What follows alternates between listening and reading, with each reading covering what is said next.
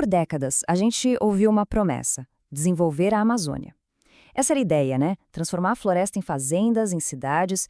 Parecia o caminho certo para o progresso do Brasil.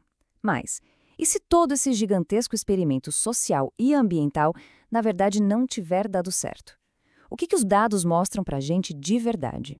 Olha, para a gente entender onde as coisas desandaram, a gente precisa voltar um pouquinho no tempo, lá na origem dessa promessa. A estratégia do governo brasileiro era, na real, bem simples e direta. Vamos ocupar esse território imenso que é a Amazônia e, finalmente, integrar ele ao resto do país. E essa promessa toda foi resumida nessa frase aí, que é bem forte. A ideia parecia boa no papel, não parecia?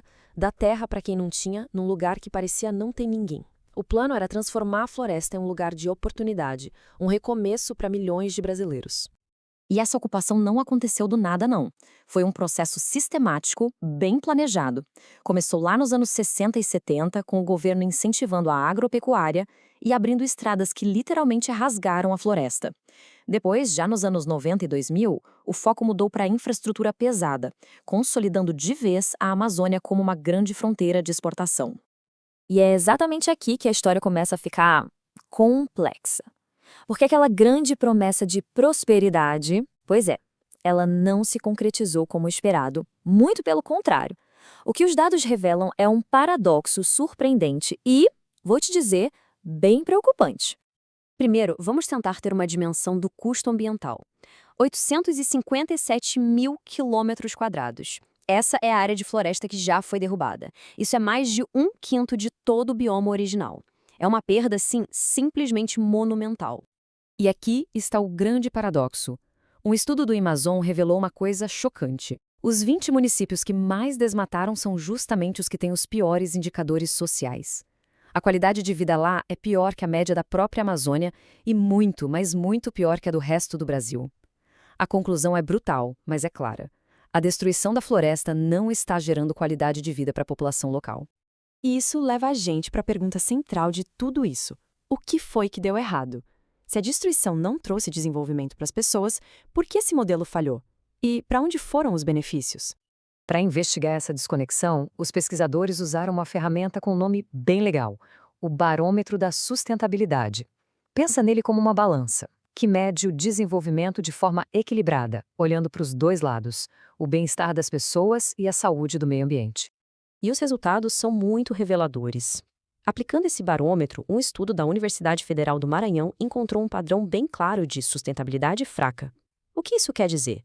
Basicamente, que qualquer ganho econômico na Amazônia acontece às custas do meio ambiente. Não existe equilíbrio. A riqueza da floresta é extraída, mas não se transforma em prosperidade para as pessoas. A conta não fecha. Certo. Então, se a população em geral não se beneficiou, para onde foi essa riqueza toda? Quem são os verdadeiros motores e, principalmente, os beneficiários desse modelo de ocupação? O primeiro grande motor, sem dúvida, é a pecuária. Em 2023, a Amazônia abrigava mais de 106 milhões de cabeças de gado. Isso dá mais de 4 bois para cada habitante da região. É muita coisa.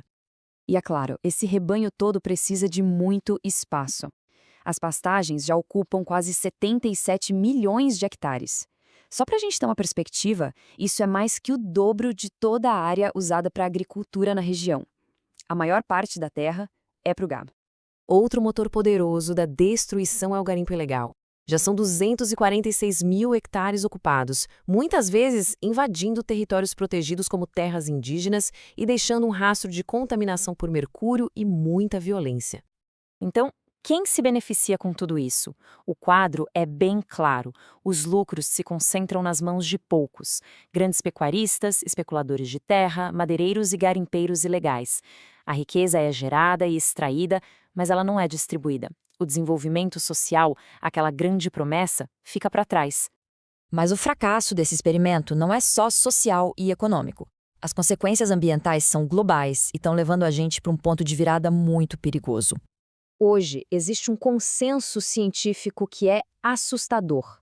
A floresta amazônica está perigosamente perto de um limite, um ponto de inflexão, a partir do qual as mudanças podem ser simplesmente irreversíveis.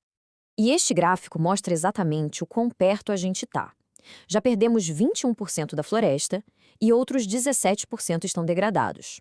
A gente está se aproximando perigosamente daquele limiar crítico de 20 a 25% de perda total. E o que acontece depois disso? Os cientistas alertam que a floresta pode entrar num colapso em cascata, um processo que eles chamam de savanização. E por que isso deveria importar para todo mundo, mesmo para quem vive longe da Amazônia? Porque essa transformação mudaria tudo, desregularia as chuvas em toda a América do Sul, afetando a agricultura e as cidades, e alteraria os padrões climáticos em escala global. As consequências seriam catastróficas para todos nós. Mas olha só, em meio a esse cenário sombrio, a tecnologia está abrindo uma nova porta. E se a gente pudesse parar de apenas reagir à destruição e começar de fato a preveni-la? Essa pergunta é que está mudando o jogo da conservação.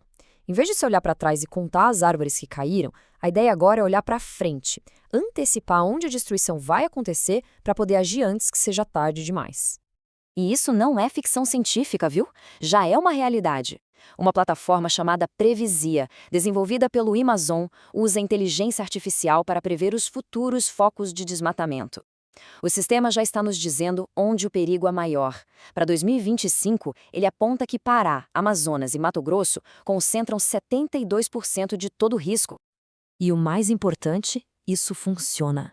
Com uma precisão de 73%, a ferramenta já está sendo usada na vida real por órgãos como o Ministério Público, ajudando a direcionar a fiscalização para as áreas mais vulneráveis antes que as motosserras cheguem. E a gente chega ao fim com uma reflexão que é inevitável. A tecnologia nos deu o poder de prever e a chance de proteger. O grande experimento de desenvolver a Amazônia através da destruição falhou em cumprir sua promessa. Agora, a questão não é mais se podemos agir. A questão é se iremos agir. Será que teremos a vontade política e social para usar esse conhecimento e finalmente escrever um futuro diferente para a Amazônia?